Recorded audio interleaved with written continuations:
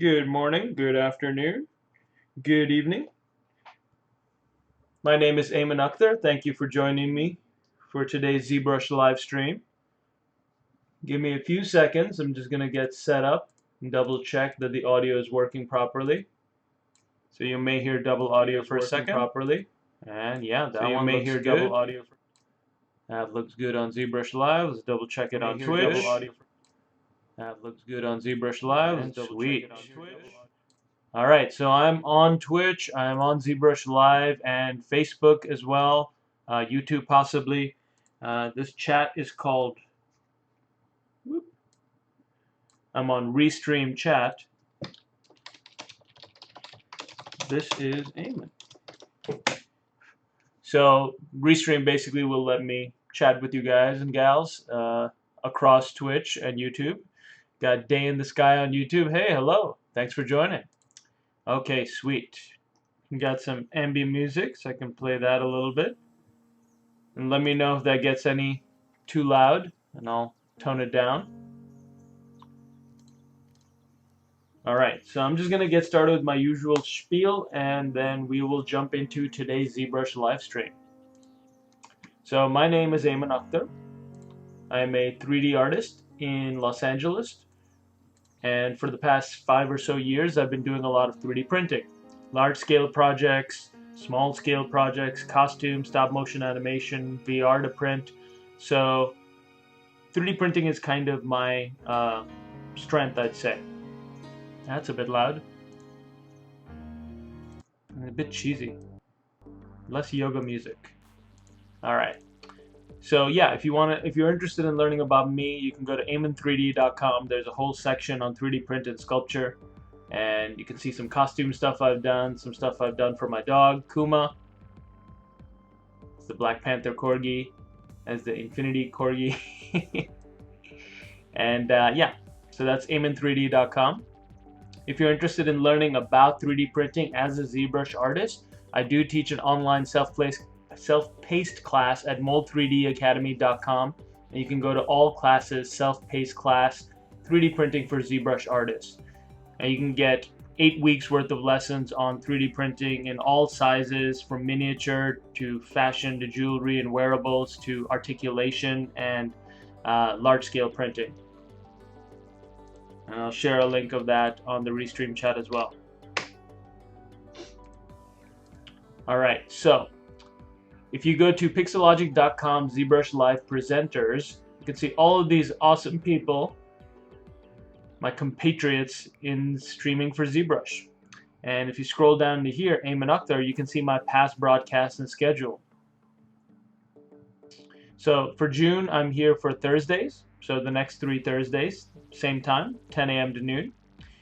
And you can see some of my prior work.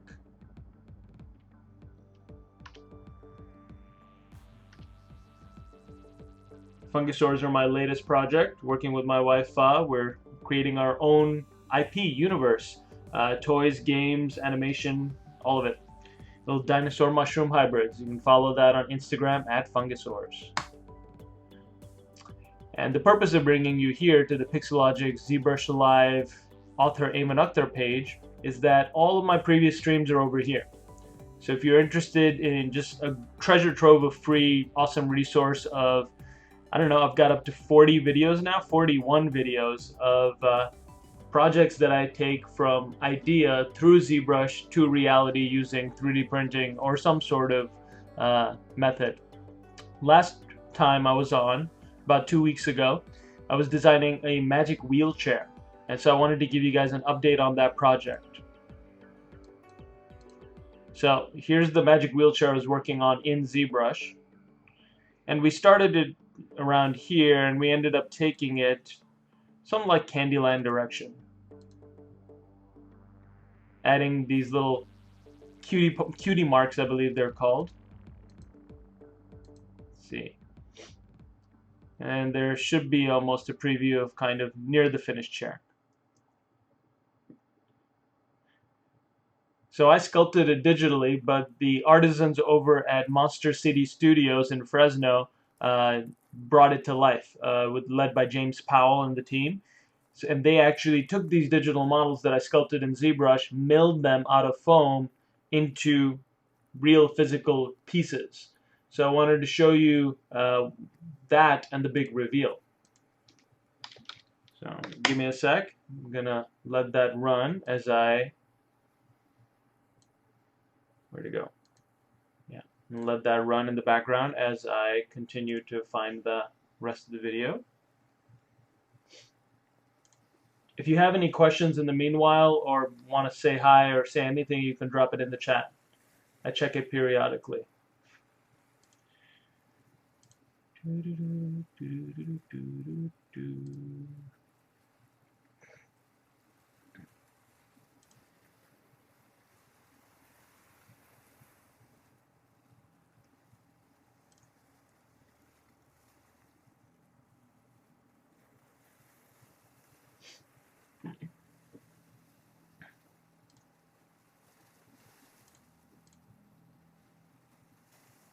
Okay, I'm going to pause that.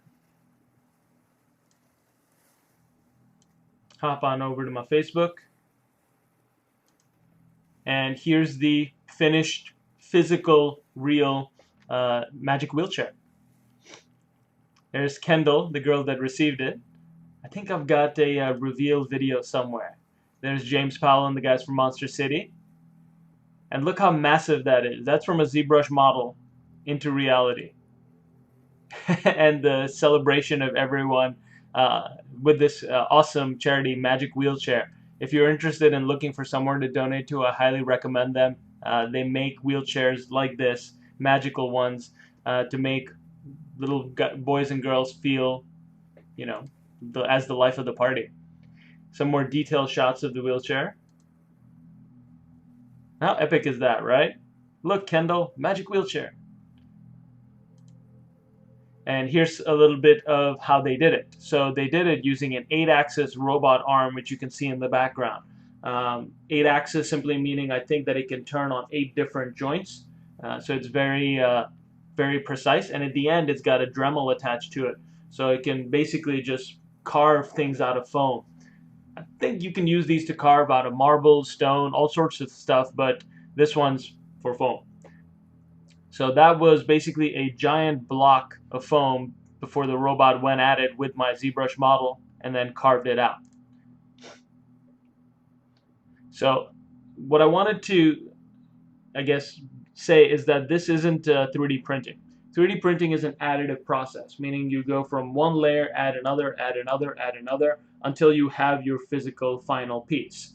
This is a subtractive process because you're starting from an already existing chunk of foam, and then it cuts away, cuts away, cuts away until you're left with what exactly you want. So not 3D printing, but honestly, who cares as long as it's an idea to reality.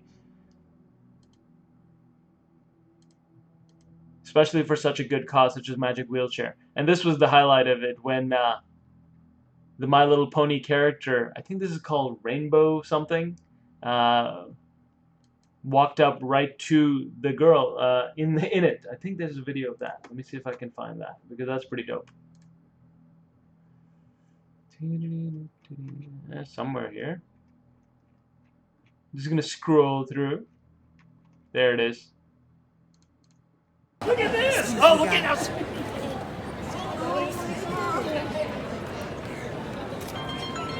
Freshman, look, it's Rainbow Dash! Oh! Oh my gosh, the real Rainbow Dash! What do you think? Are you excited? Hi, Rainbow Dash! Rainbow Dash, look, it's you! That's awesome. Rainbow Dash, look, it's you. Dash, look, it's you! That moment, that's something that you can't fabricate, and that's what Magic Magic Wheelchair is all about. So I'm going to go to their website, Magic Wheelchair, and I'll drop a link there as well.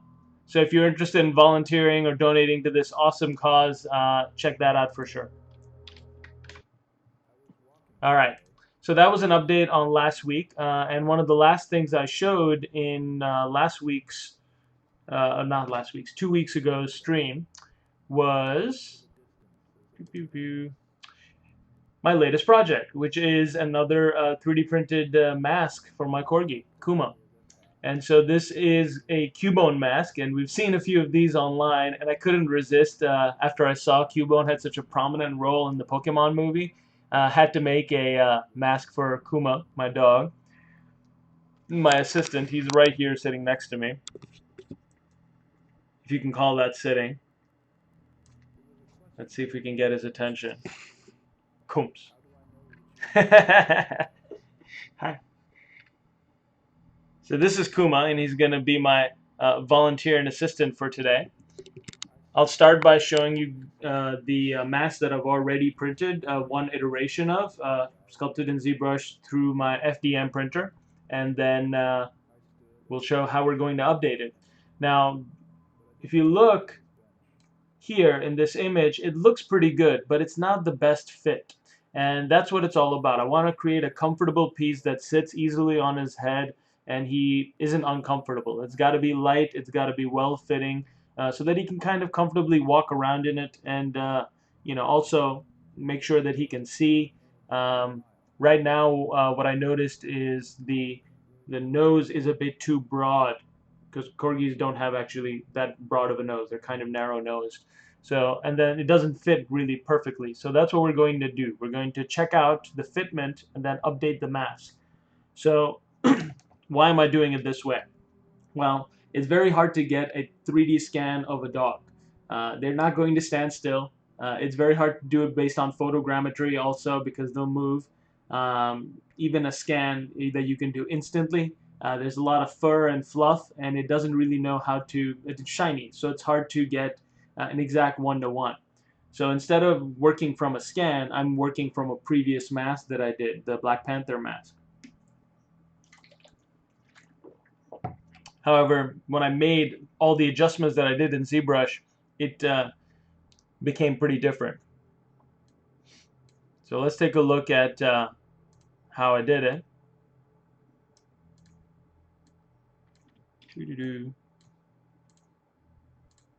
Let's switch to a different material there. Alright, so here's the simple blocked in head that I made for Kuma. And this is kind of to scale, what I think based on simple measurements and very simple poly modeling, what Kuma's head looks like. From there, I kind of created a very basic outline shape of the head. And I use this to start my sculpting.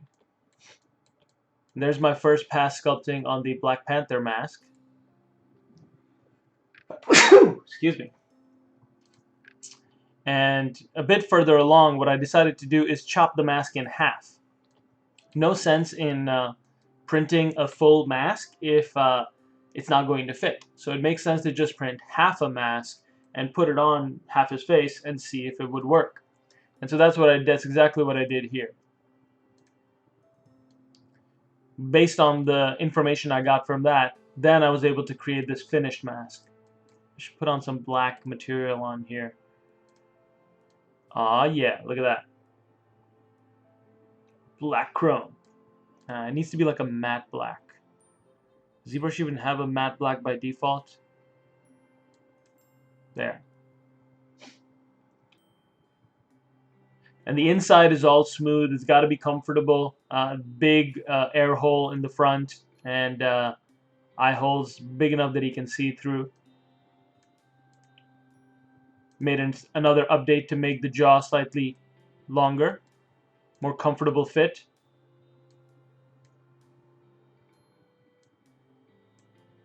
And from here, let's go back to skin shaded white material. So I started from this point, and then I turned it into a Cubone mask, which looks like that.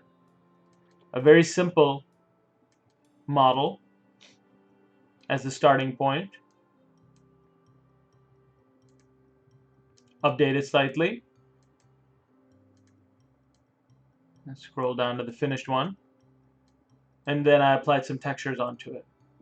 So this was just done using Surface Maker noise, and then I came in and added some custom cracks into there. And this is the one that I printed. So I exported this out of ZBrush as an OBJ because I was already working to scale. And that's key. If you want to do stuff projects like this, you want to have your ZBrush file already in scale so you don't have to figure out the export scale. You can figure out the export scale by just going to Z plugin, 3D Print Hub, update size ratios, and then export. But since I'm working already to scale, I wanted to get it right. But what I didn't double check was against my basic model that I had created. And what you'll notice is that it's a pretty narrow face, but my Cubone mask is pretty wide. So that's what we have to update. The mask is a bit too wide, and let's take a look in real life how it fits on him. Before that, let's see if y'all have any questions. Jump into the Restream chat. Mateus Zadikov, what's up, Mateus? Nice assistant. Thank you, man. I hope you get a spot in the ZBrush Summit Sculpt Off, dude. That would be a baller. Okay, so let's check in with my assistant and let's check the fit, and we'll take some notes on that. So let me rotate this around. Oh. Don't get look away if you're easily squeamish, because I'm going to move the whole webcam over. Moving now. Want to get it in a place that we know we can see the whole situation. There we go. And hopefully this won't fall. Nice. Rotate it down a bit. Perfect. Okay. Cool. Spin. Come on. Up, up, up. Look at you. Okay. Stand. Good, good. Is that position looking all right? Okay. So what we can do from here is basically try to do a fit and see how it works on it. So here's the mask.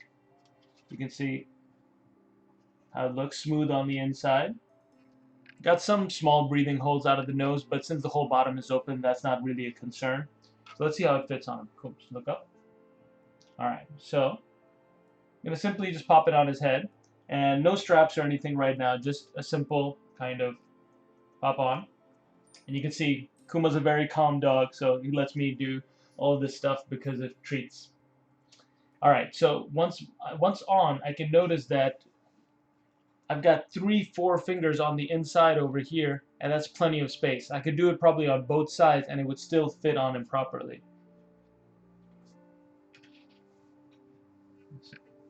Distracted a bit. So yeah, so this is way too broad. In the front, I can put a little bit of space, but that's okay. That doesn't bother me. So the main thing is these sides need to come in a little bit. So that's what you can learn from actually doing the physical prototype. There's no replacement for a physical prototype to actually test things like this. Back on. Alright, looks like it sits on his head really nicely here, here, here. Along the sides is pretty good over here, so we don't want to shrink that. And there's plenty of space for his ears to come out of this gap that I've created. So all of that seems good.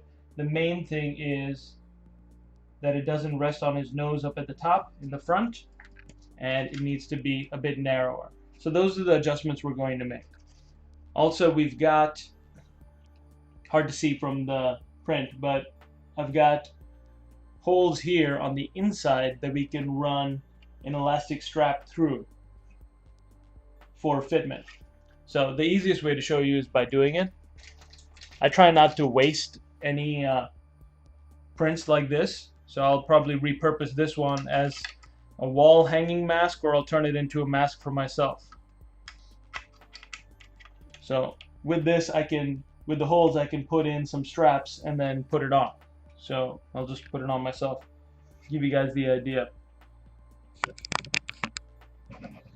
Alright, so there you can see, if I look to the side, there's the strap attached to the end, and now it's wearable. So since this is such a big mask and it fits on me relatively well, I'll just repurpose this as a costume for me and then make Kuma a new matching one so we can both have Cubone masks. So the idea now is to take this mask and update it to fit Kuma, and then let's see if we can add some changes to it too. Alright. If you're wondering what this was printed on, this is printed on a Raise 3D N2 Plus. That's the machine right here. So that is a FDM printer, 12-inch by 12-inch by 24-inch build volume. So something like this probably took, I don't know, I can check the exact hours it took. I think it took probably like 25 or 30 hours to print something like this. Relatively solid piece, but pretty light. So now that we have the measurements and we have the idea of what we want to do, we're going to update it back in ZBrush. Move the webcam back again. Thank you, Kuma. Good boy. All right.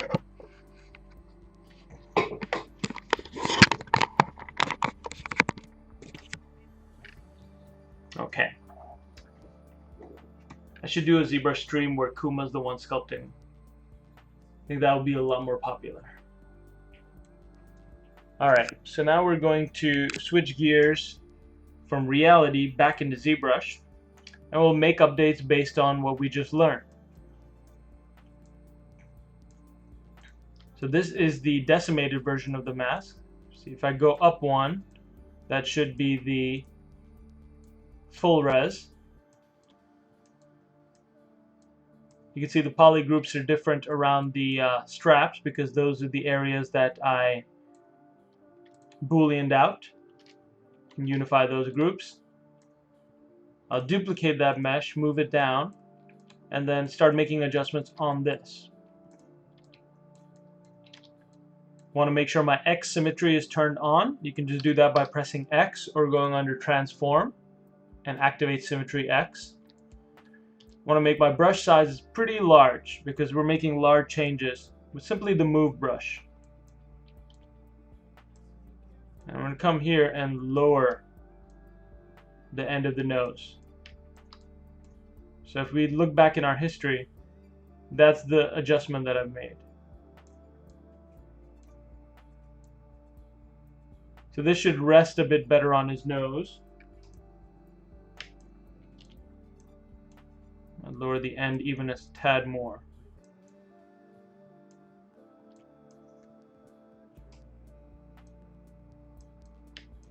Okay, now the next thing is turn perspective mode off. Might be a bit easier to work. Yeah. Next thing is the snout being a bit too wide. So what we need to do is narrow this snout. So we can't stick like 3 fingers on either end. I'm going to come over here and just the snout is what I'm going to narrow.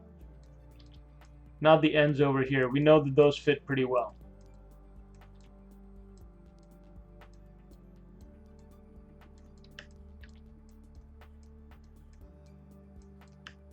When you do adjustment like this, you do have to make larger scale adjustments, not just...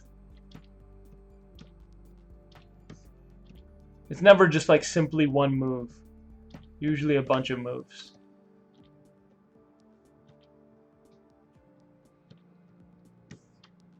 Alright, digging that. So already much narrower, and I think that'll work a lot better for Kuma's nose.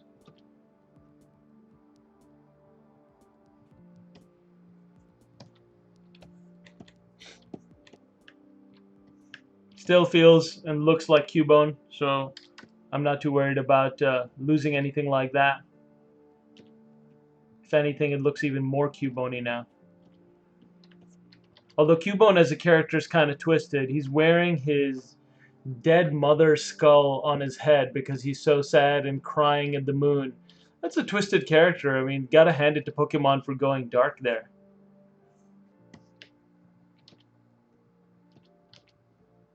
That explains why he's such an angry little fella.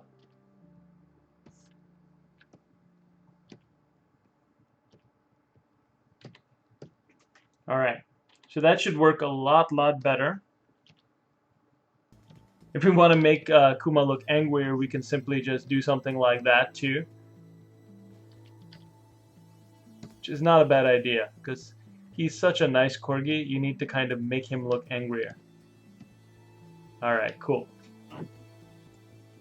So I'm digging it. That's basically the mask update.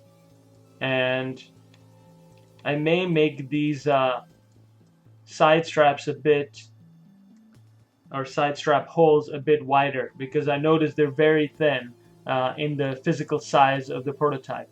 So I'm going to make these a little bit wider by doing a Boolean subtraction and adding, let's go with a cylinder.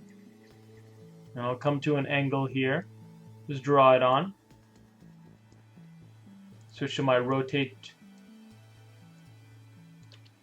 and just pull it out just a tad.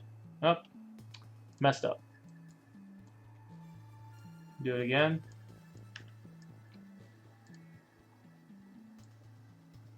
You want to make sure you don't change the alignment of this as you pull it out.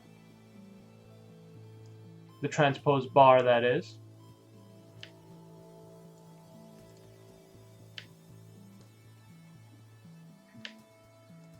That should be thick enough now. It's a lot thicker than current. I'll rotate it around and move it into place.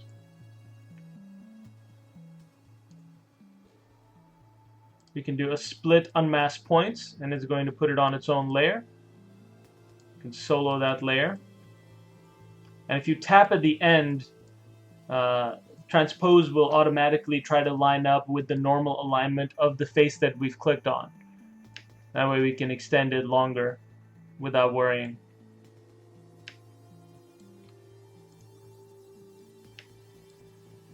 Adjust the fit, make sure it's in the right position.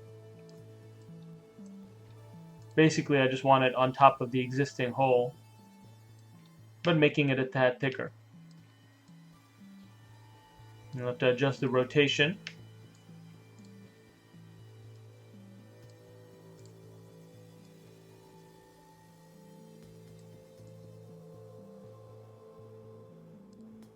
And this way as well.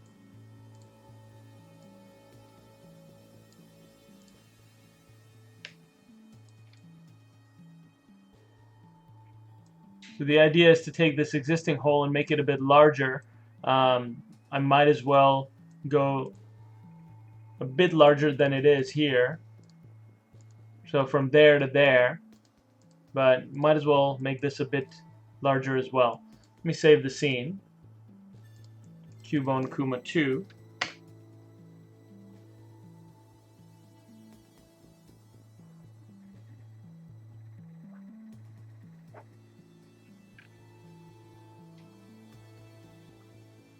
And go under my deformation tab, under my tool palette, and we'll just do a little bit of inflate.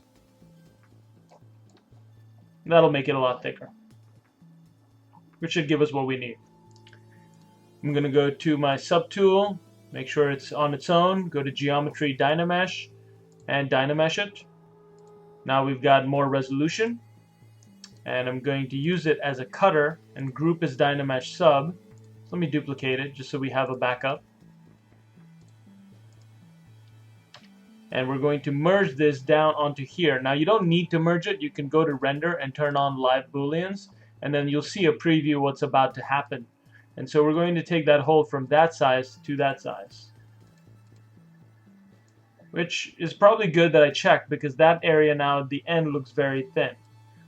So while I have this selected, I can move the whole Boolean area and make sure that none of it is going to get too thin. I do love live Boolean. It changed a lot for this 3D printing workflow. There. I'm going to duplicate this one that I've moved into place. Group as Dynamesh sub. Make sure all of the pieces have been Dynameshed, and we'll merge down and Geometry Dynamesh. and that should just cut it out. Perfect. You do a little bit of smoothing just by holding shift as in tapping, and it should have done it accurately on both sides. Neat.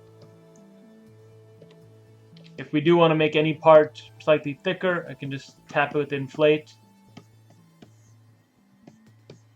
and no harm.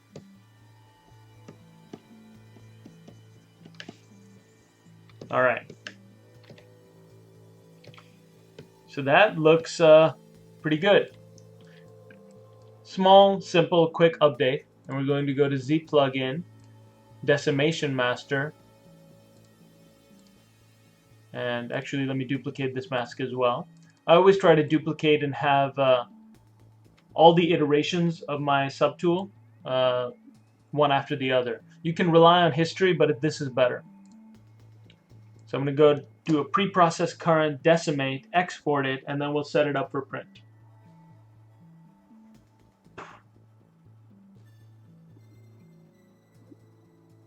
It's thinking right now.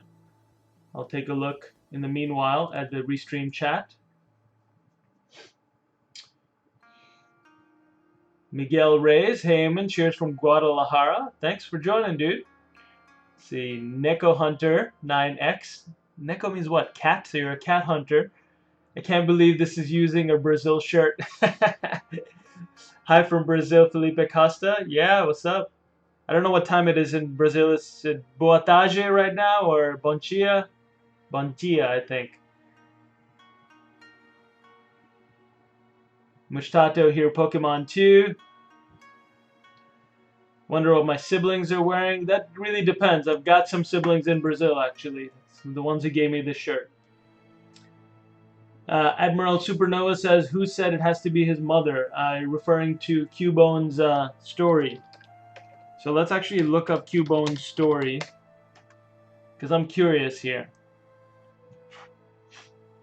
Cubone wears the skull of its mother. It started back then. It was an ordinary day for Mother Marowak and son Cubone.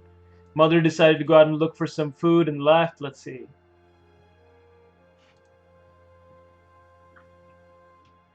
So this is the evolved version, a Marowak. They're a lonely species for a good reason. Oh.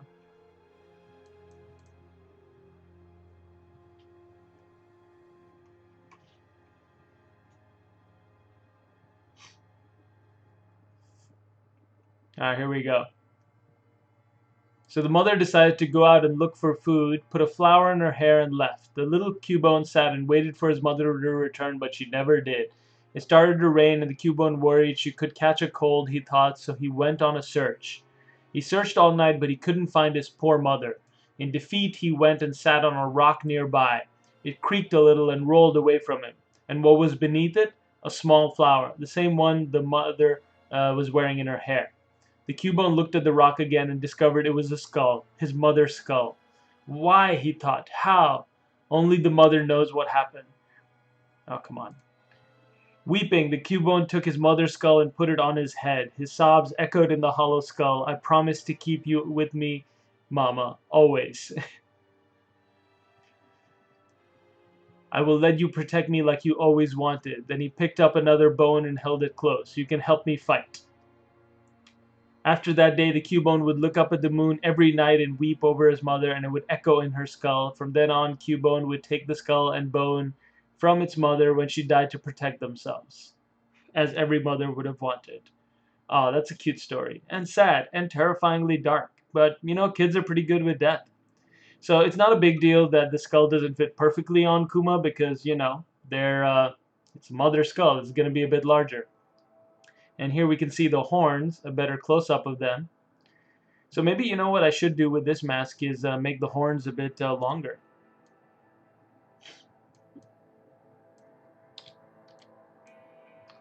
We go to Z plugin, Decimate Current. And now that's been decimated. So we went from a poly resolution of 1.04 million to a poly resolution of 208,000. And this still lets us preserve all the detail I can still see all the cracks, and we've done this before, so we know the detail comes out pretty good too.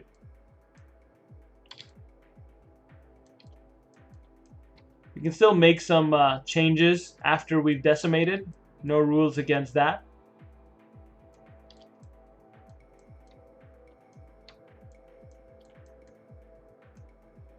I was wondering what it would look if we did make those horns a lot taller.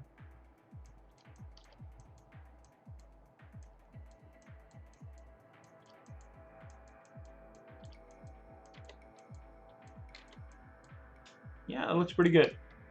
I don't mind it. Let's see. So from there to there. I don't know. It's hard to say.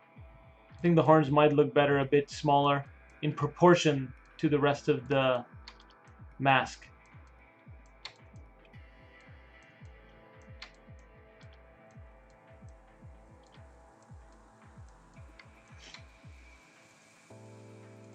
Okay, so slightly taller, but not like a lot. That seems to be the sweet spot.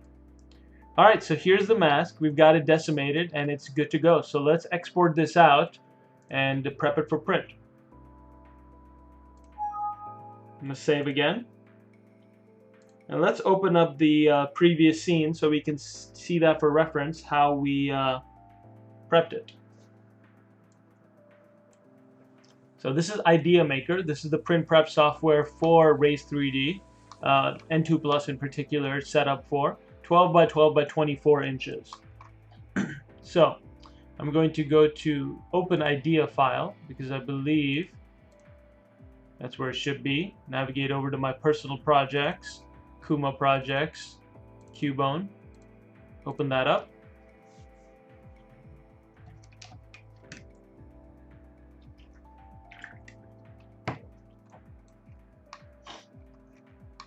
Let's zoom in a bit.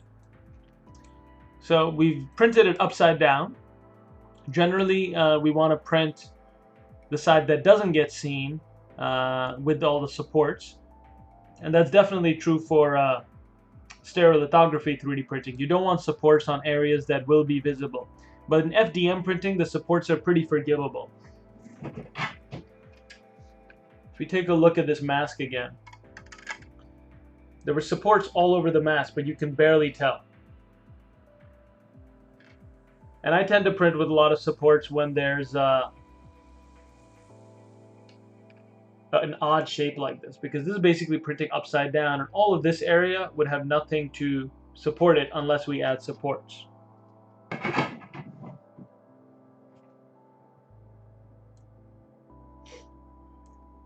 Alright, so this was the previous setup, and we can learn from it in order to do our current setup. I wish there was a simple replace model though. That would be dope. Alright, we're going to import the model. Actually, I don't think we've exported it, so we're going to go to here, export the model as an OBJ.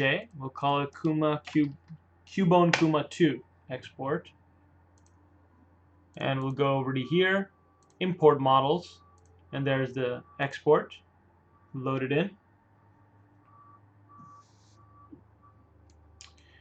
You can see that it comes in pretty tiny.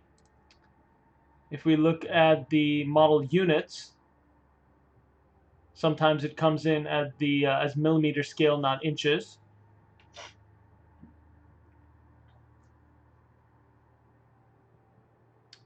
But I always forget where that is located. The model units in Raise 3D. It's one of these menus. So you go to scale.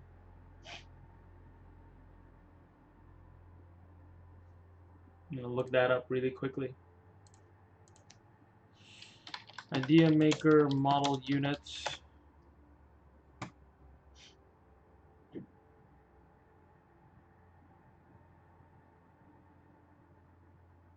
It's in move feature. Okay, so if I go to move, it's millimeters, set those to inches. No, it doesn't do anything.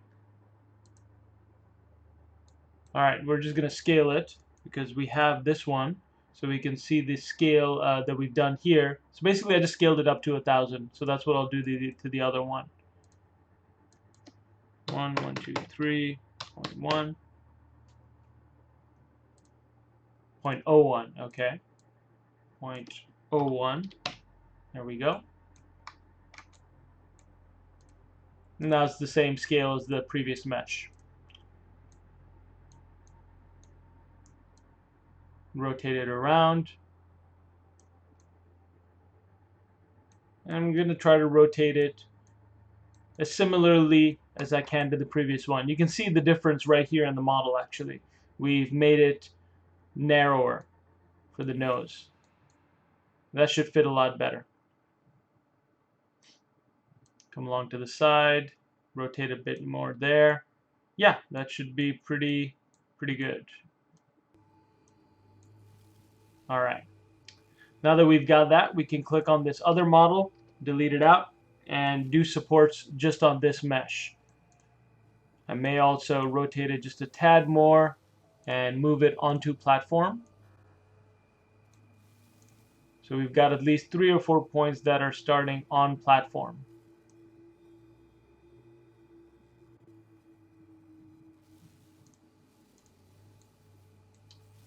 Hard to tell from this angle, so I'm going to go to snap and snap to the right angle. I want these horns and this nose starting on platform if possible. Need to do a bit of rotation.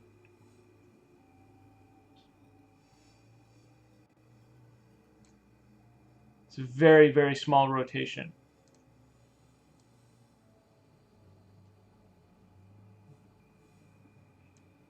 Okay, and move on platform.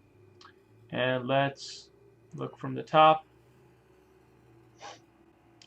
And now we can do supports. So in the Idea Maker printer, supports are pretty straightforward. You can go to support button and you can set the size.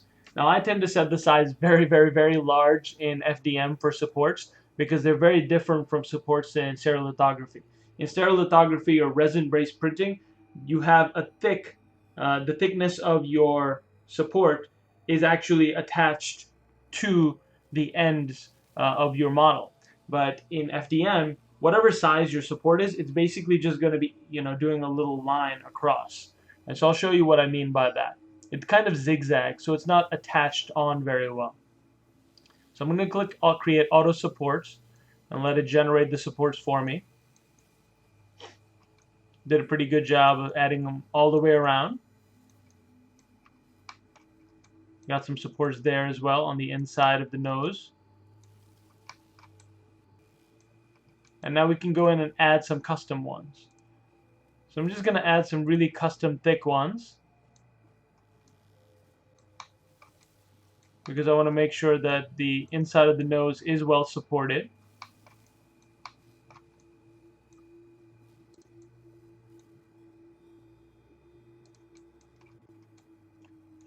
All that looks good. We can look at it from the bottom as well. Plenty of supports there.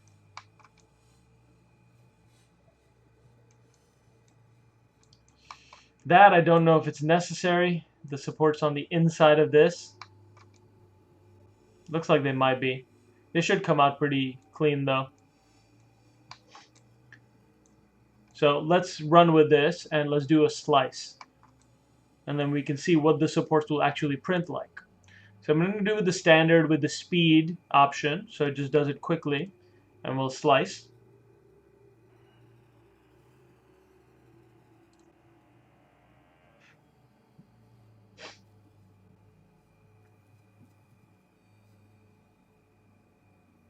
Felipe Acosta saying, yes, boa tarde. Boa tarde, I think is how you say good evening in Portuguese, or good day, just afternoon. So there's a little Portuguese lesson for you. All right. Admiral Supernova saying, could its sister or father not work? No, I don't know. It's just the story that they came up with. It's the mom, so it's all about the mom. Marowak has hair where? That's a good question. I don't know. They all look furry in the Pokemon movie. All right. Miguel saying, sad story. I know it is. Elfin Cosplay. It started from its Pokedex entry for yellow version. Where's the skull of his deceased mother? It cries echo inside the skull and come out as a sad melody. There's a number of really dark Pokedex entries. Okay, back to here. So we can see this is actually, it might be hard for you to see because it's a bit small, but it says $16.47. That's the estimated price of the print because of the materials it's using. It's estimated to take 37 hours. So I was totally wrong. It wasn't 25 hours, it's close to 37 hours. And it's supposed to use about 600 grams of resin. Now, 600 grams of resin means, not resin, 600 grams of filament. Means it uses pretty much half the filament or slightly more than half of the filament in an entire roll. So I don't know if I have enough of a roll to finish printing this, but I can get it started. And in 37 hours, Amazon will probably deliver the next filament so I can hot swap it and pause, replace the filament, and continue printing. So no harm in letting it start printing today. I'll click on the preview.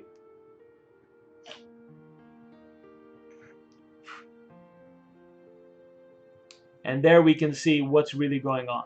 So all those supports that look really massive, they're actually not that massive. They're zigzagging across. And there's a big gap between them. So these supports will actually come off really easily because they're not solid. The mesh itself is solid, and we can see that. That's a solid mesh. The supports themselves are not that solid. So even if I have them in this area for the nostril, I'm pretty confident I can just pop them off. This is a good feature because it lets you see, if you zoom in close, how it's printing, layer by layer by layer. And it lets us identify any problem areas and where your texture is going to do this Voronoi pattern thing.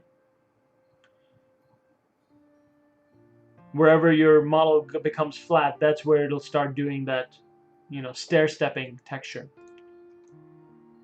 So the downside with 3D printing in FDM is that stair-stepping and not having a very even surface finish. The plus side is if you do a lot of cracks and make it not a smooth surface, it's going to be hard to notice anyway, and it's very cheap to do. So yeah, that's it. We're done with the prep for this. The slice looks good. So we're going to move on. What is this? Start slicing. Nope, that's good. So now it's ready to export. We'll export it out. So desktop, we'll call it Kumo Print 2. And we're good to send this to the Raise 3D printer. So I can show you how I do that as well, and we'll get a print started really quickly. So hold on 1 second as I go turn the printer on.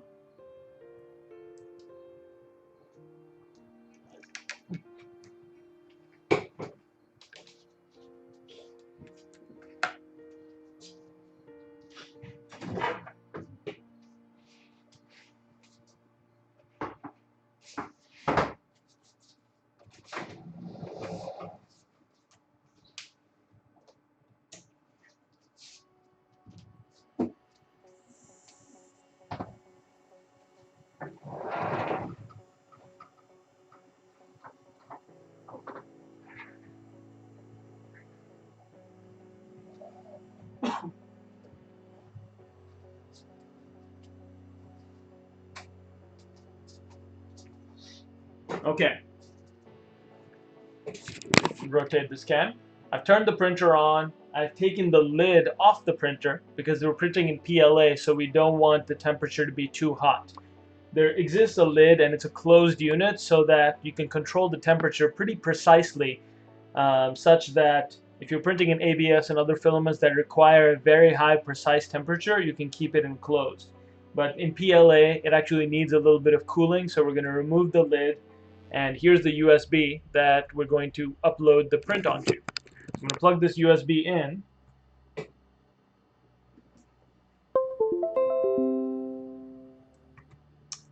And navigate over to, there you go, popped itself up.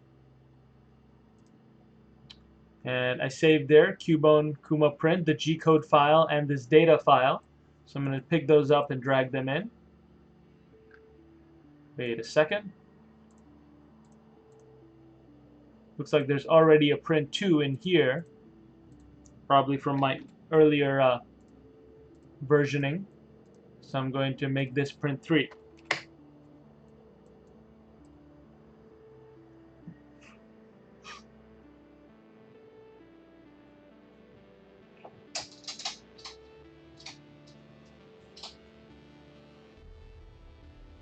And just in case, I'm going to give it its own folder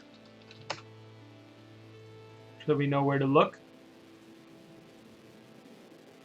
Alright, that's it. Now we can send this to the printer. I'm going to take the USB out. I'm a rebel, so I don't safely eject. There we go. And I'm going to plug this back into the printer, basically press start. So, not really that exciting, but if you do want to see, I'll load it up for you. It's hard to actually find the right angle to hang this sometimes. Okay. So, taking the USB over to the printer, plugging it in, navigating over to USB storage, should be a Cubone folder, and clicking print. And we'll watch what it does for the first few layers, make sure that it's working. Sometimes the filament needs help coming out, so we'll check that out.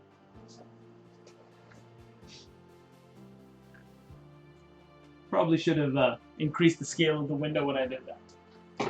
So sometimes the filament that's going here into the nozzle has trouble coming out properly, so we're going to check to see the first few layers are working well, and then move on. All right, that looks good. It's going to need to heat up to the proper temperature before it can start. So I'm not going to worry about it just yet. We'll check in on the print shortly. Okay. So what I noticed just looking at the Cubone Marowak Story, wherever it is. Oh, I had it open. Maybe I closed it. Alright, so let's look up Cubone. It's pretty much always represented holding a bone. So it can't be a Cubone without the bone. So we need to create that bone, and since I'm wearing the big mask on me, myself, I might as well make a really, really big bone. And I haven't actually done this on my Raise 3D yet, where I printed, you know, the full length of the printer, the largest print I can do. So that might be a really good test with something like this, making a really big bone, you know, up to 24 inches if possible. Let's go with 23 just to be safe and see what happens. So let's make a bone. How do we make a bone? I'm going to go to ZBrush. We could start simply here and do a scale adjustment, but I want to be a bit accurate, so let's go to Maya first.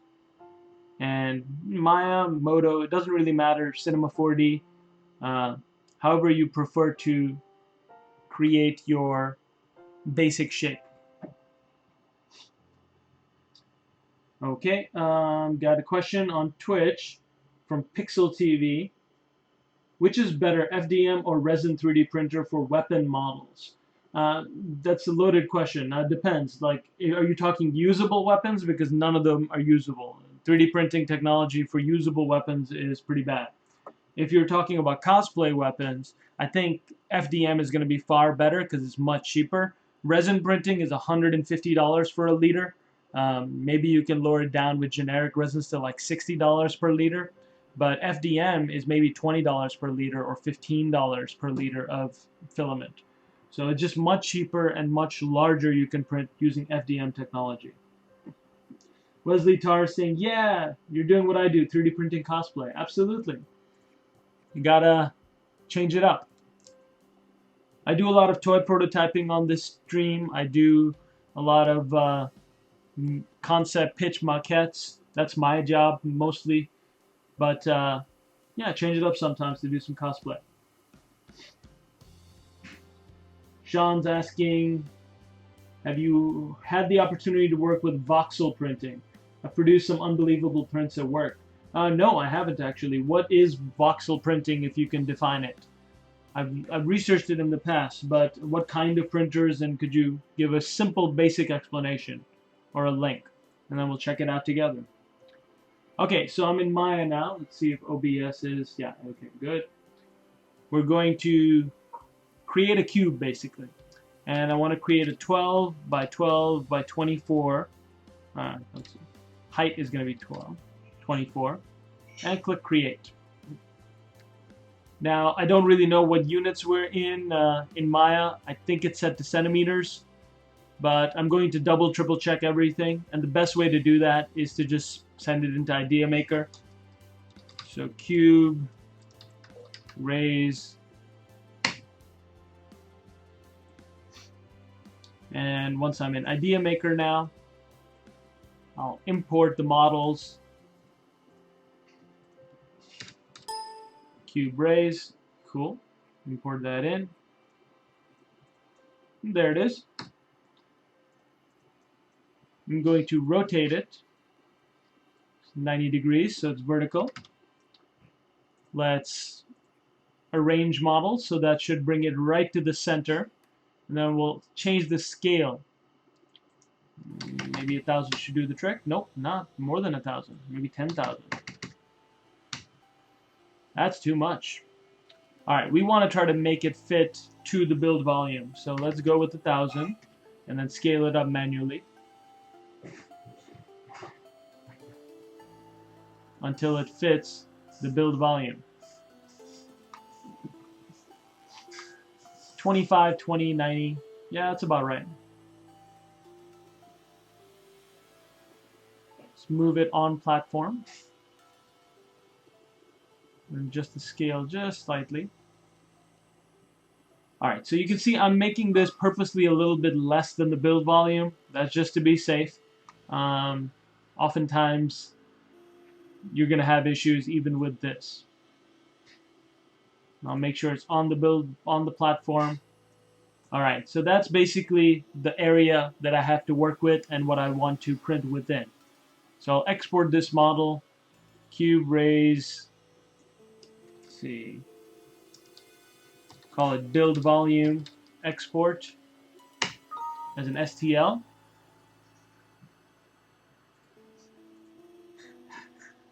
I can also export as an OBJ, so let's do that too.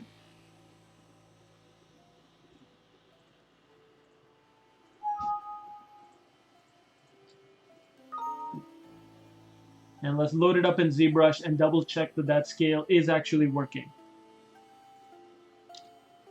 So I'll import the OBJ in.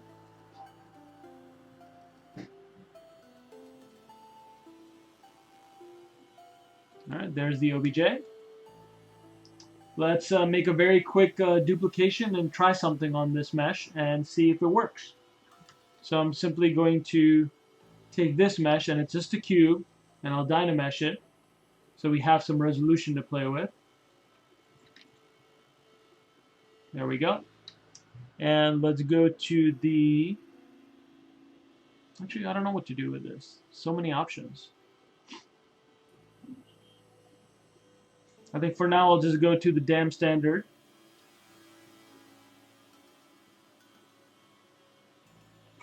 And then do a little bit of carving. So with my X symmetry turned on,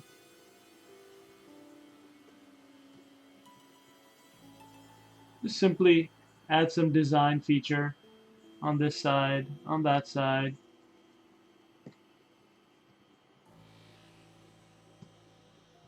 And this will help us identify the top, and that'll help us identify the bottom.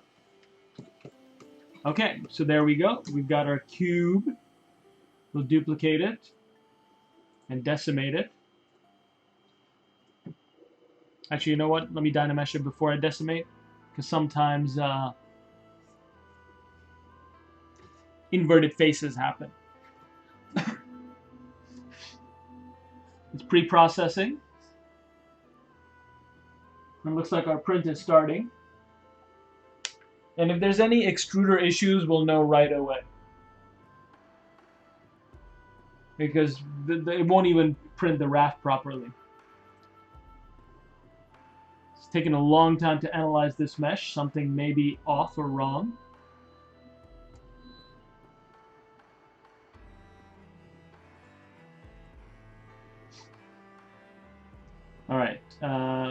to the Restream chat.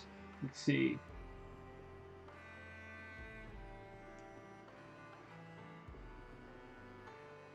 Pixel TV is saying that it's the 3D printed weapon models.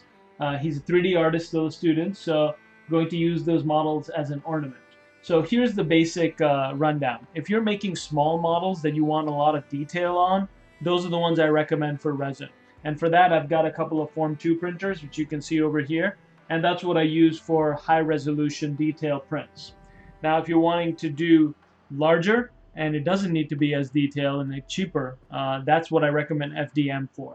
So if you're doing cosplay models, FDM's the way to go.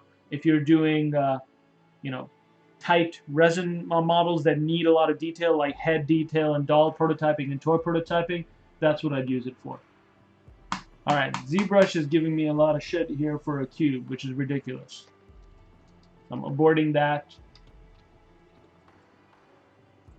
I'm going to Dynamesh it again at a bit of a lower resolution,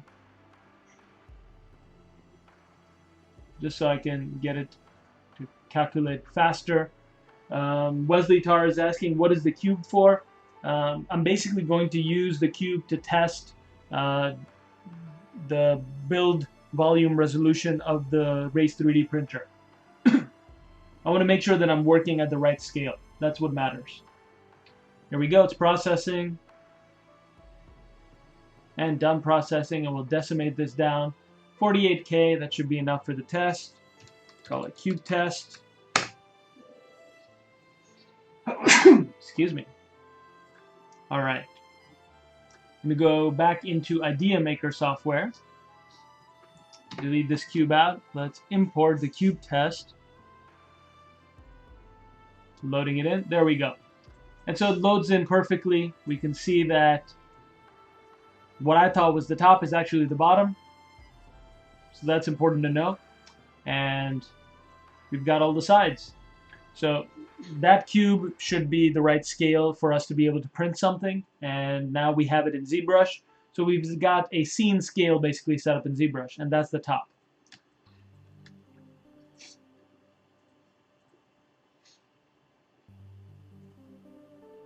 Okay. So now I can work within this scale in order to create my bone, which was the point. So I'll save this as, let's see, raise build volume. And then I'll save it as, under my Cubone project, bone. So now I can update this. Let's do a quick Dynamesh at a much lower resolution.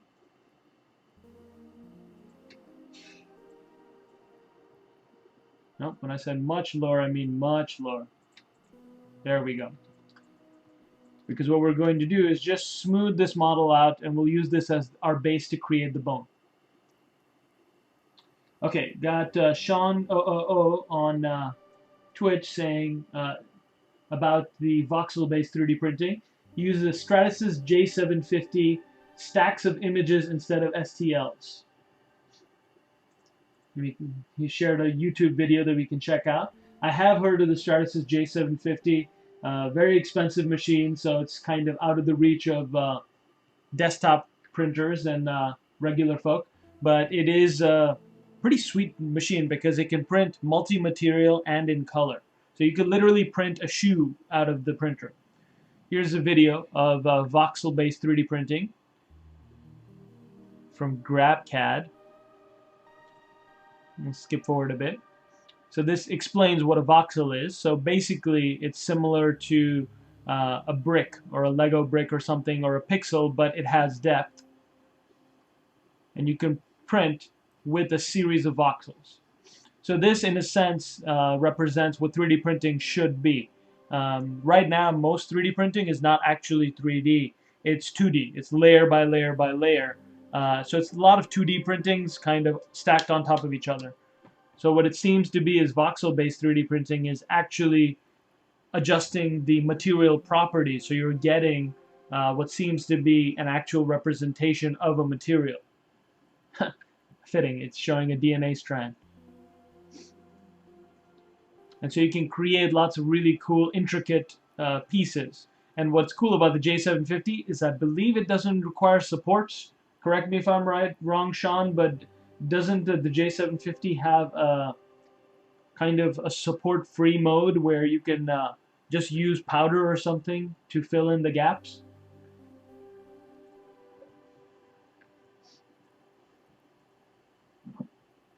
Digital wood 3D internal color texture mapping. Multi-color three-dimensional printing. External textures wrapped around a monomaterial core.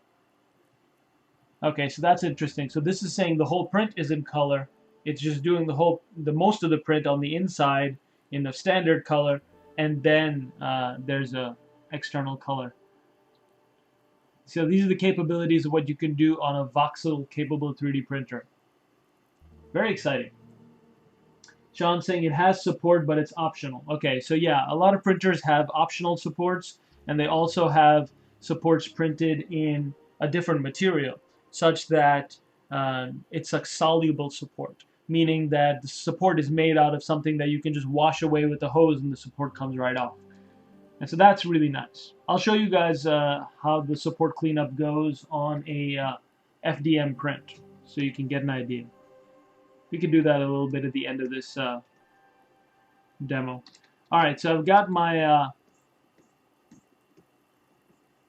model here, and I'm just using the inflate brush to inflate it down. Inflate up again, inflate down again. Trying to create the shape of a bone. And we can keep this sculpt pretty low poly for now. I want to get it right before I press print. And I'm guessing we're going for a femur, so let's take a look at a femur.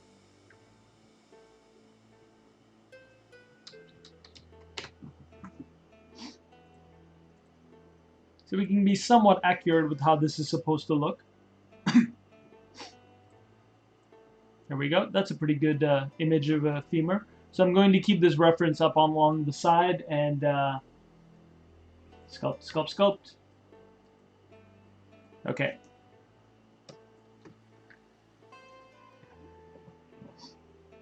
I'll increase the Dynamesh resolution slightly now. And inflate these areas. I see. So X symmetry is on. So I'll sculpt kind of this way. Just keep things simple for me.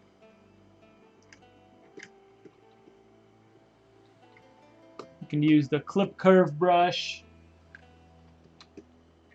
All sorts of things really.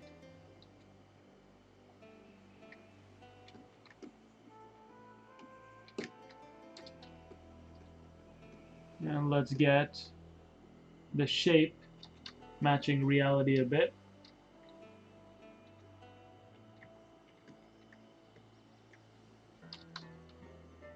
It looks like it's almost like a mushroom or something over here.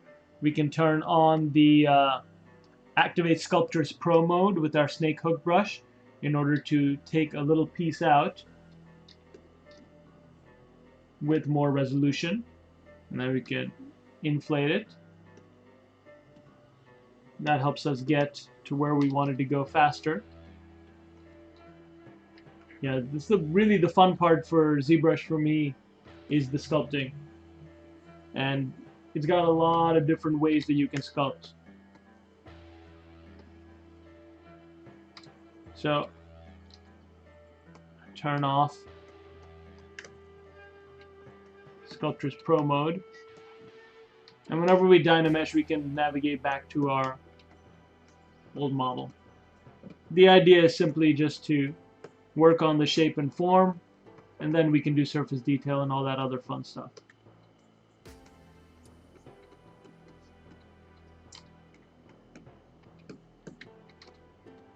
I'll take a look at the femur from a few different angles also, just so we can confirm that we're doing it right.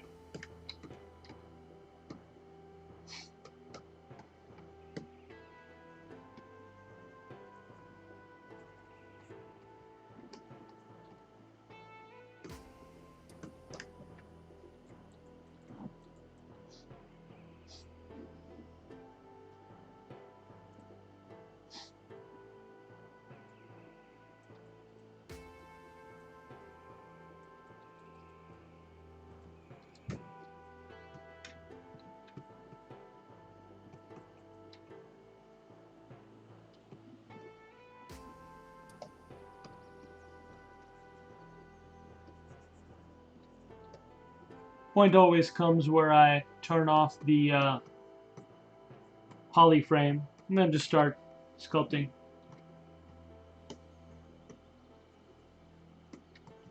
But actually, before we get too into the sculpt of this bone, let's take a look at the printer and make sure that the print is coming out good, because I'm not sure if it is.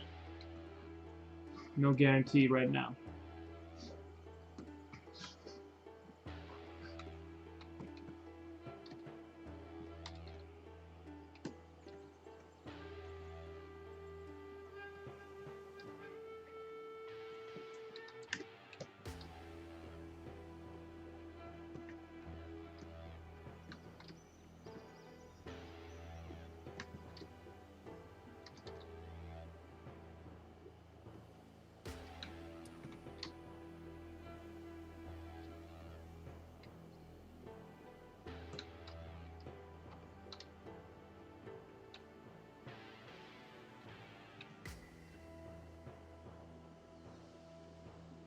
This is what the stream is all about for me, taking the idea that I had and making it a reality.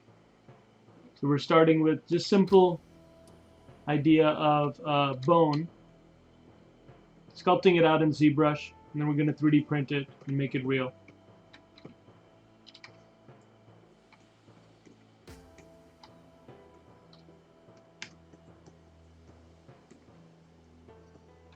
Okay. Leave this as it is for a second. We'll come back and keep sculpting. But I want to double check to make sure that the print is still going well. So let's take a look.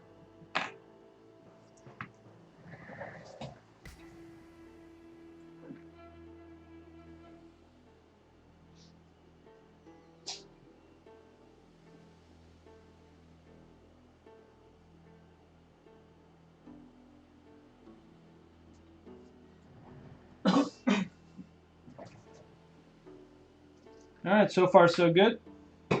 It's looking pretty clean. I'll pull up a photo from my phone so we can take a look. So y'all can take a look.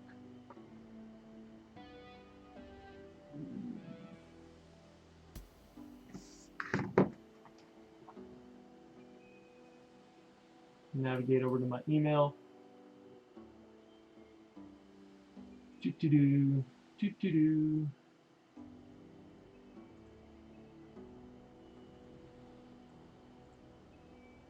Get so many junk mails. Crazy. Okay, here we go. Let's just download that image. There we go. Okay, so here's what's happening on my raised printer. The nozzle is moving around the surface, and it has now laid out the base of the raft. This is what we call a raft, and that's the bottom that this print is going to rely on for the rest of it.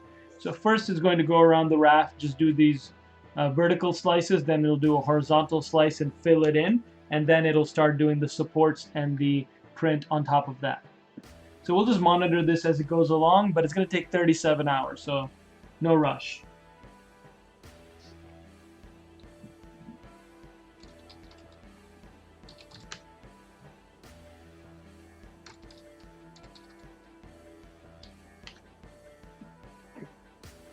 Alright, I know I need to order more filaments. I'm going to pop over to Amazon, and this is Hatchbox filament. This is the kind that I like. It's a bit more expensive, but I never have any fails with it, so it goes a long way for me. I've tried cheaper filaments that are just as good apparently, but sometimes they get locked up or they seize or some issues happen. So I'm looking for Hatchbox PLA filament. Ideally that's prime. And let's see. White. There we go. So 1.75 millimeter Hatchbox PLA filament. So I'm going to order a couple of these. Although, yeah, this one's a bit expensive. $20 for a pack of 1. Pack of 2 is 60. That doesn't make any sense. If it's $1 is 20, shouldn't two of them be 40? Like, okay, whatever. I'm gonna do this later. But I just wanted to show you the Hatchbox filament that I use. What are some of your favorite filaments? I'm open to trying. I know that I've tried Amazon's filament and it's given me issues.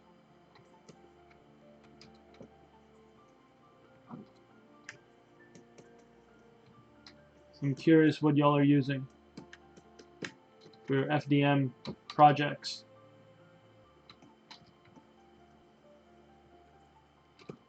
Alright, sculpting a bone, but I don't want it to be so thin that it shatters.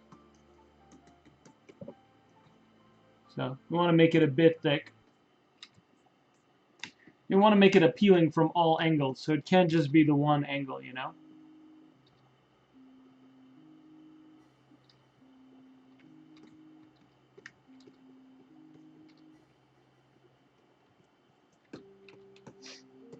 Going with my damn standard tool. Let's kind of highlight this edge. Make it a bit more sharp.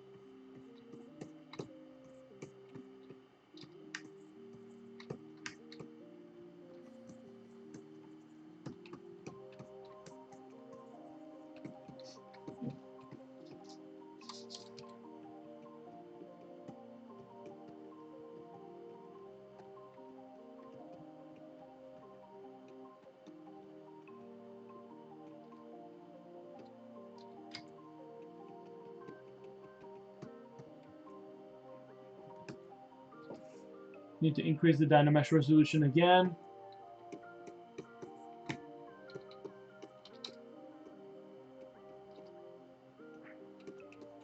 And just for my sanity, I'm going to try to make the bottom pretty flat,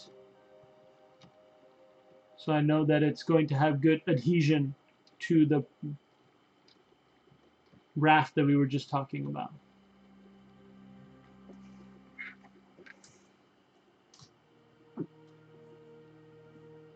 Pop on these headphones. Oops, sorry about that. Bring the camera back into place. Over here.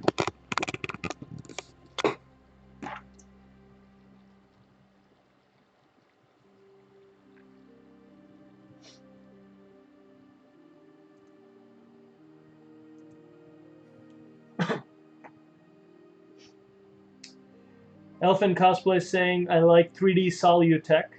I've used those before. They're slightly cheaper and they've worked well for me in the past.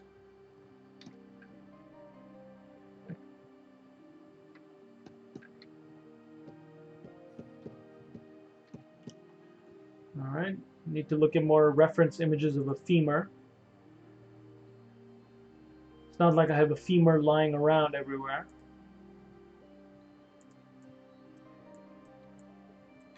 So we were able to define the greater toe canter here. But we want to make sure that there is a bit of a gap in there. Looks like there's a bit of a cavity. It's at least visible on one end. Hard to say which end. That's probably the other end. Over here. There we go. Make this cavity a bit more apparent.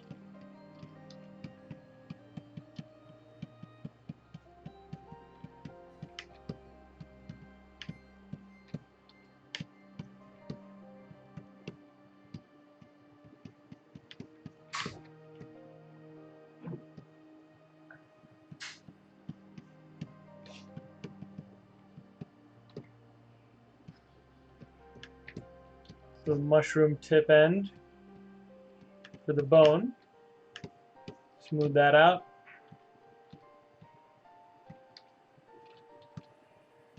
You can do a little bit of pinching to make that more obvious.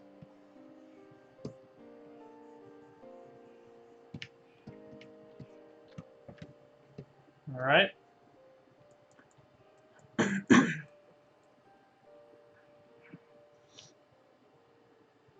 Looks like I'm building it backwards. because this part of the femur should rotate to the other side. I'm going to rotate it around.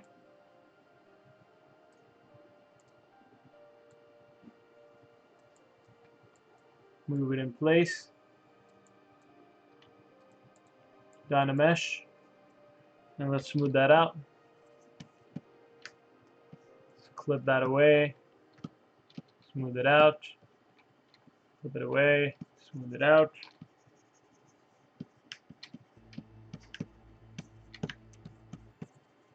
I don't know, maybe I flipped that the wrong way, but that's what this reference says that I have pulled up.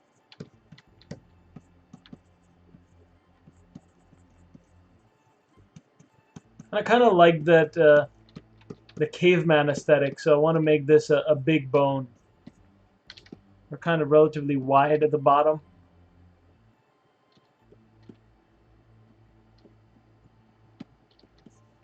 So it looks a bit more cartoony.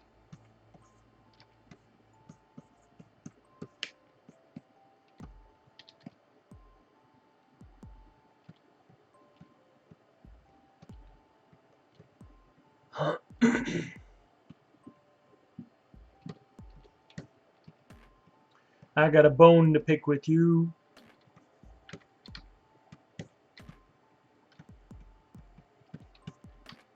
Might rock this outfit at San Diego Comic-Con this year. This is the one coming up, and I should have this ready by then. Don't know if I'm taking my corgi to that. That would be too much. I wouldn't be able to walk anywhere with all the people stopping me. Now I'm going to save this bone. Let's compare it to our Raise 3D build volume. So yeah, we're fitting well within the build volume, so let's scale it up. Move it down.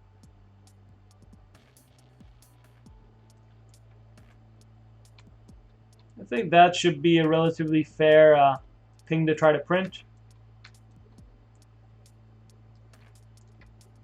I'm going to flatten the bottom just so I can have a good amount of the print.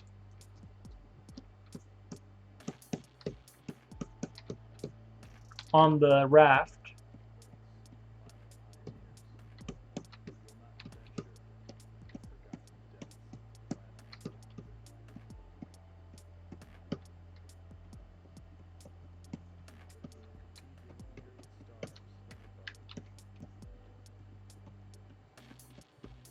Happy to sacrifice a little bit of accuracy for printability. It's the nature of what I'm doing. Is making something real, so I have to think about engineering. Now this doesn't also seem to be so precise. This area can be a little bit janky.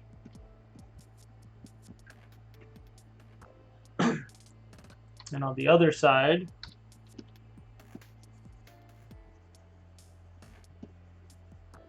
every reference seems to indicate that there is a bit of a lip.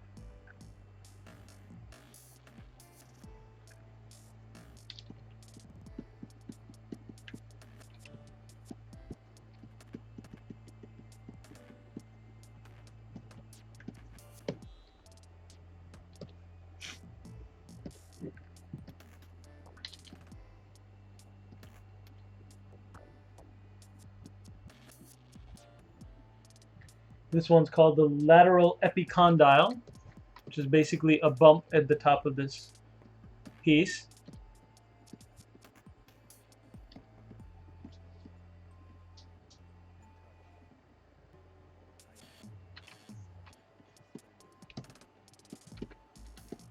So toony, but you know, want to make sure that there's some anatomy there.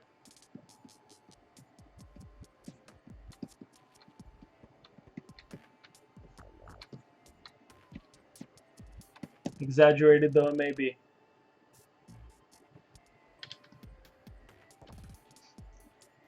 And this one is called the medial condyle, which is up at the top end of this.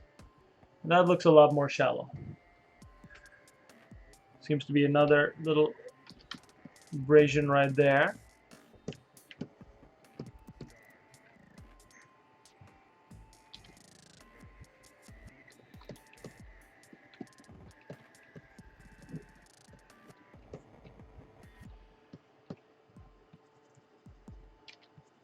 Uh-oh. And so far all I'm using is the move brush, the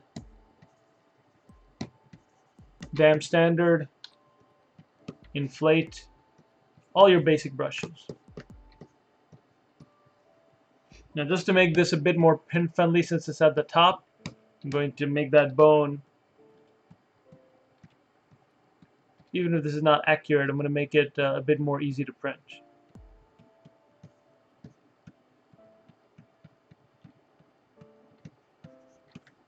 There we go.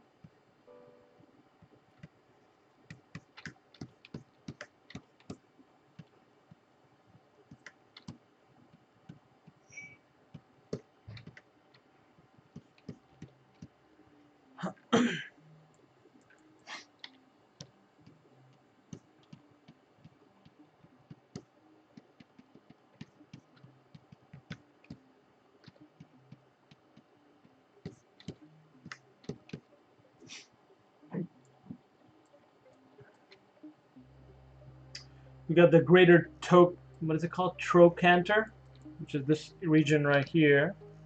Looks like it's got a bit of a division. Hint of that too. And overall, looks like the bone is a bit thicker.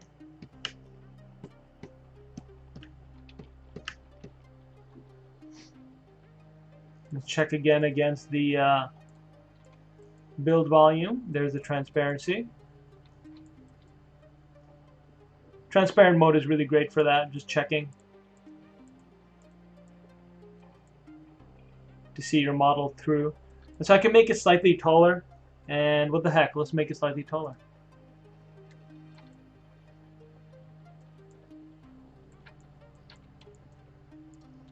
Alright, so model's a bit smooth, let's duplicate it.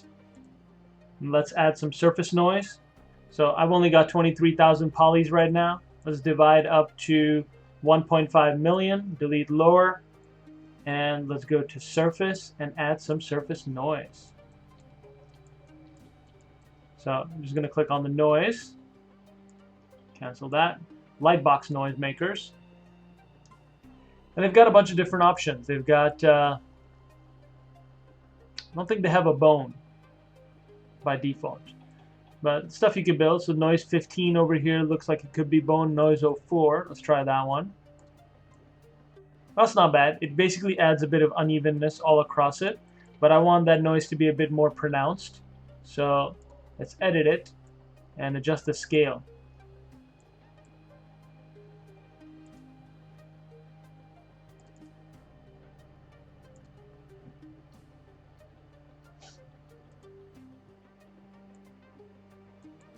So here in this edit mode, I can increase or decrease the strength.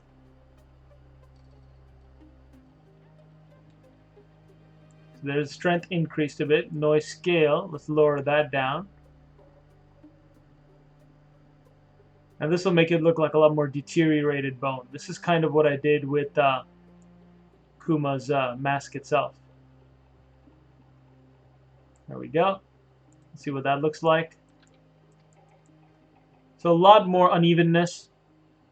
Let's apply that to the mesh. And here we go. Now we've got a lot of surface noise on that mesh. Very quick way to add detail. That way you can focus on the sculpt and the shape and the form, and then just simply quickly add some detail and get it to print. I think I may want to also add a little bit of striations because it's such a long bone. So I can just use my damn standard brush to add in some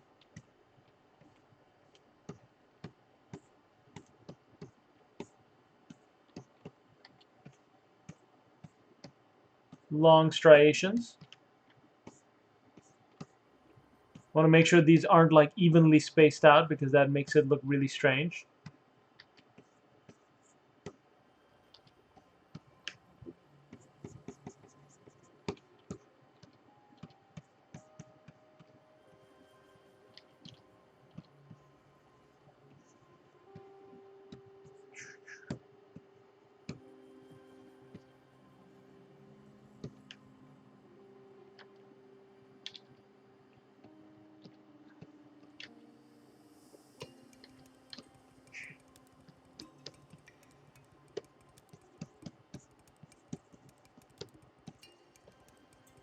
Sketchy, sketchy. Sketchy, sketchy, sketchy.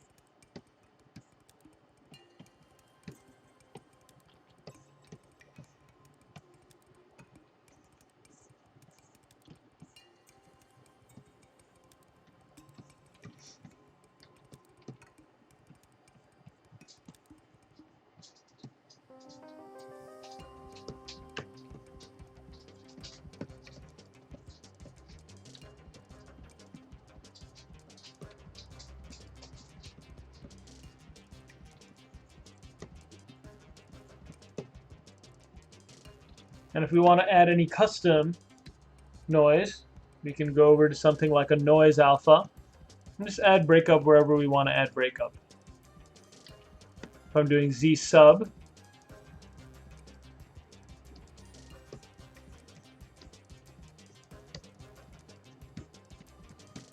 what I always say is you can always remove detail, but it's very hard to add detail. So when I do 3D printing, I lean on the side of adding a bit more extra detail because you can always sand it down or remove things. Alright, so there we go. There's our finished bone. Let's apply, do we have a bone material here? Or bone-like material?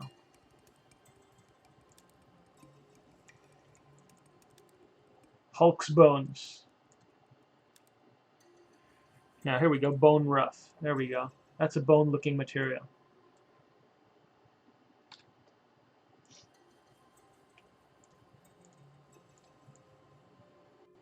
I don't like about the bone material is it just it shouldn't move around so much. The texture shouldn't move around. Looks like it happens because it's procedural. All right, so there's our bone. Let's get this out to print. We're going to duplicate and do the same exact procedure. We go to Z plugin, pre-process current, decimate current. Actually, you know what? Again, before I do any pre-processing, I'm going to dynamesh.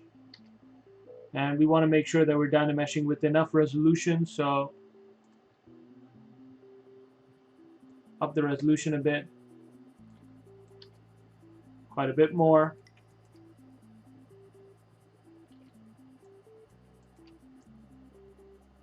There we go. All right, then pre-process and decimate current.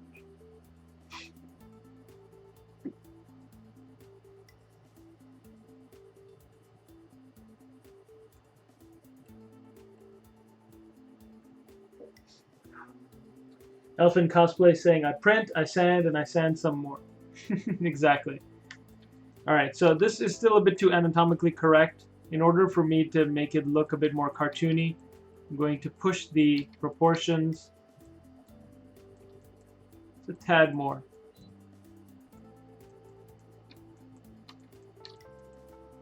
I don't know, someone who actually knows anatomy is going to be like, this is not anatomically correct at all. But I'm not creating something for a real bone. I'm creating something just for a cosplay.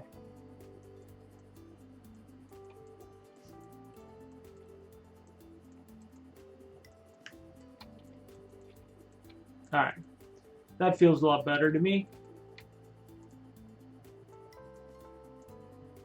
Still fits within our build volume. It's a bit out of our build volume. I'll bring it back in. Good. Now let's pre-process and decimate.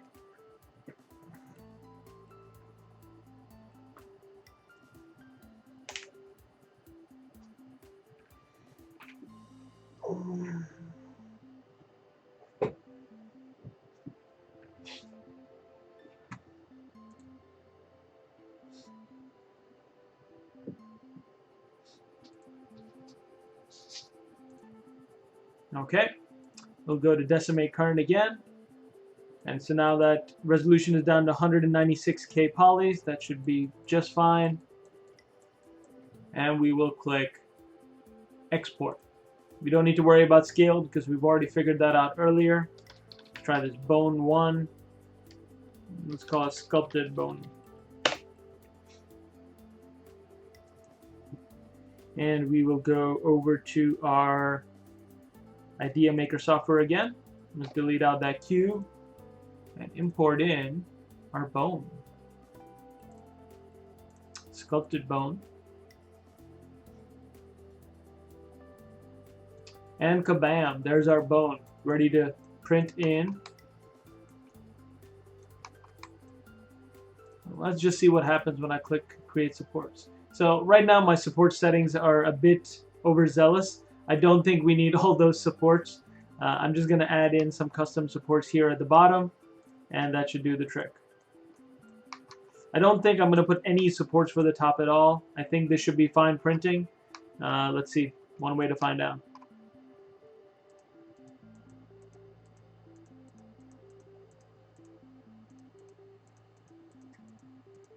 You can see I'm not really caring how I overlap these because I know that, actually, before I do any of that, I want to make sure this is on platform. Yeah, it is, or no? I'm going to clear the supports and make sure that the model is on platform. Yeah, okay, it is. Then I'll add the supports.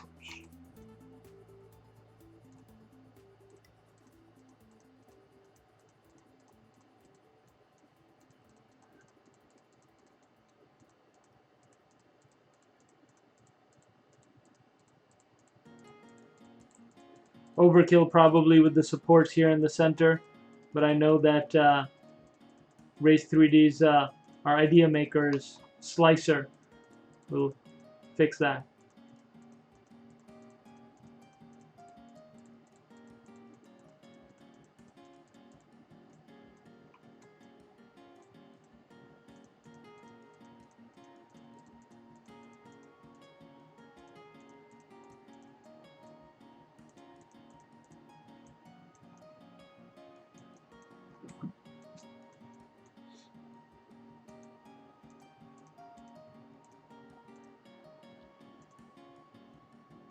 Okay, there we go. Just a few supports in the center, and this should be good to go. Let's go ahead and click on Start the Slice with Speed as our option. Bossinator saying on Twitch, as someone who hasn't touched 3D printing, this has been super interesting. Thanks, man. I hope that you found it useful.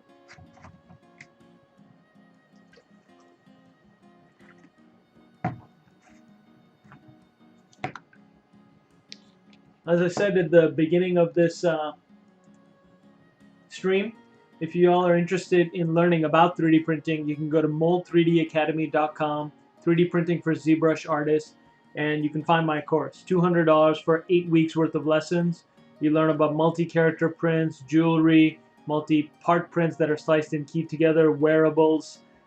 Pretty much everything I know about 3D printing is on this course. I shared the link earlier in the stream, and I'll share it again. So if you're interested in learning about 3D printing, there you are. All right, so looking over here, again, this is saying it's going to be about $12. So this is even cheaper than the mask that I just made. Doesn't make any sense because it's so much taller, but it actually uses less volume because the whole inside of this is going to be hollow. It's estimated to use about 31 hours and 432 grams of filament. Let's do a preview.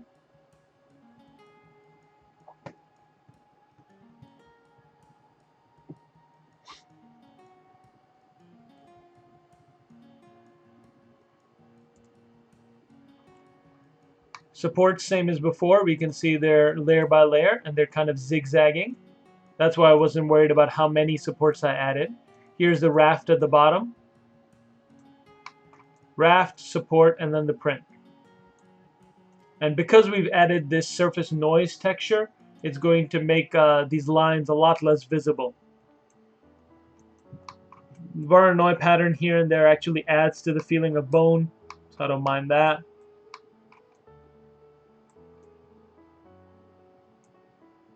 Yeah, I'm a bit worried about this part not having enough support, but I feel like that should be plenty of like a nice sloping gradient, so it should be fine. Yeah, and I don't see any other issues, so this looks good. Let's see what happens. Now, the one thing is, caveat is I've never printed this tall. It's possible when you print really, really tall that the printer shakes a lot when it prints FDM, so it may start messing up the taller it prints, and this may not come up. But when you're here next week, I'll show you the mask and the bone. So tune in next week, same time, Thursday, between 10 to noon Pacific Standard Time, and we'll see this. See these finished pieces. I'm going to export this out. Say sculpted bone, print 1.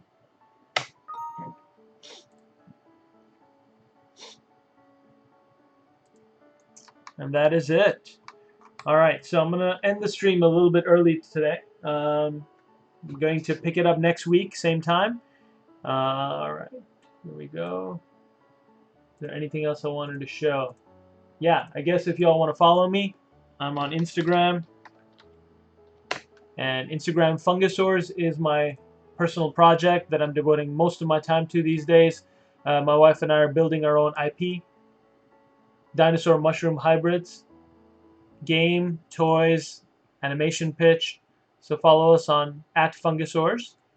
You can actually pick up these toys online on fungusaurs.com while we're still developing our game, and then we'll try to get them out to stores.